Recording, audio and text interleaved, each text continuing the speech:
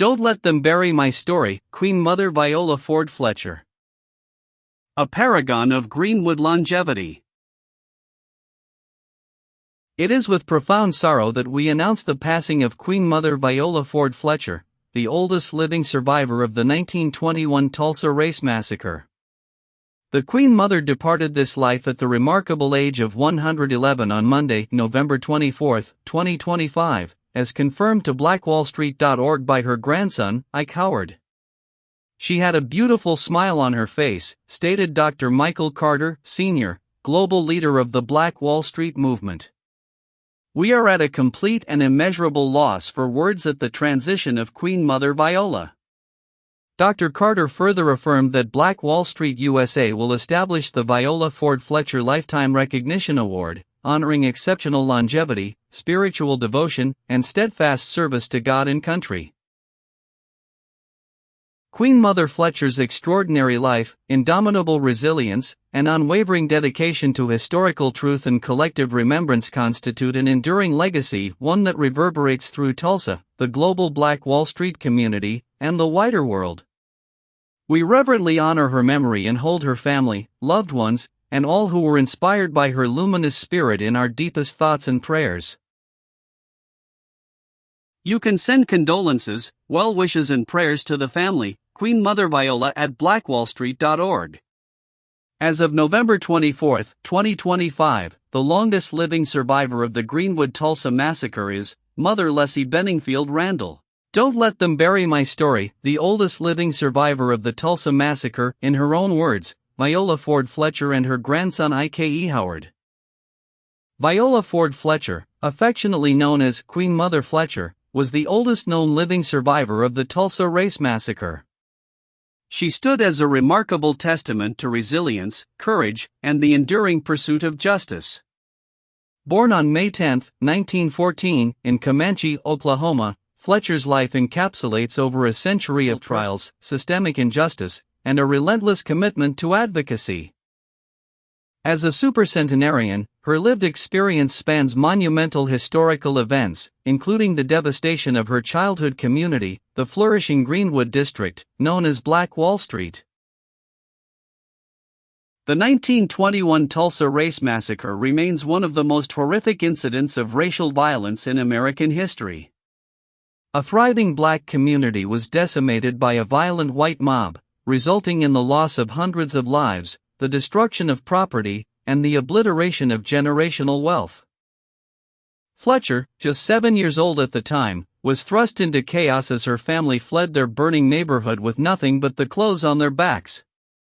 Over a century later, Fletcher has used her voice to advocate for justice and reparations, capturing global attention through her poignant testimony before Congress in 2021. Fletcher's legacy extends beyond her survival. Her unwavering advocacy highlights the enduring impacts of the massacre and the ongoing fight for racial equity. As the founder of the Viola Ford Fletcher Foundation, she promotes unity, hope, and empowerment, aiming to overcome generational disparities. This essay delves into her life story, exploring her journey from childhood trauma to becoming a global symbol of resilience and a champion for justice. Queen Mother's upbringing. Viola Ford Fletcher was born on May 10, 1914, in Comanche, Oklahoma, to Lucinda Ellis and John Wesley Ford. She was the second oldest of 8 children in a close-knit family. Her early life was marked by simplicity and hard work, as her family were sharecroppers who toiled on rented land to make ends meet. Despite the lack of modern conveniences like electricity, Fletcher's upbringing was imbued with strong familial bonds and a sense of community. Life for African Americans in the early 20th century was fraught with systemic challenges, particularly in the racially segregated South.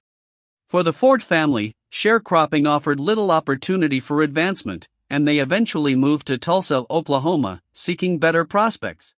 The Greenwood district of Tulsa, known as Black Wall Street, was a beacon of black prosperity and innovation, offering a stark contrast to the oppressive conditions many African Americans faced elsewhere. In Greenwood, Fletcher's family joined St. Andrew, a Black Baptist church that provided spiritual sustenance and a sense of belonging. The bustling community was home to successful black-owned businesses, schools, and cultural institutions, fostering an environment of hope and progress. For Fletcher, Greenwood represented the promise of a brighter future, a promise cruelly shattered in 1921. The Greenwood Massacre. The Greenwood district's prosperity was not without tension. In the racially charged atmosphere of the 1920s, resentment toward black success simmered among white residents. This tension erupted on May 31 and June 1, 1921, when a mob of armed white citizens descended on Greenwood. Spurred by false allegations against a young black man, the violence escalated into an all-out attack on the community. Fletcher was only 7 years old when the massacre began. She recalled being in bed on the night of May 31, 1921, when her mother woke the family to flee. "I still see black men being shot, black bodies lying in the street," she testified years later. "I still smell smoke and see fire. I still hear airplanes flying overhead. I hear the screams." The destruction was catastrophic. Homes, businesses, and churches were reduced to ashes, and hundreds of black residents were killed or injured. For Fletcher and her family, the massacre was a defining moment that uprooted their lives. They lost everything: home, possessions, and the sense of safety Greenwood had provided. Displaced and impoverished, the Ford family faced an uncertain future, a stark contrast to the promise Greenwood had once held.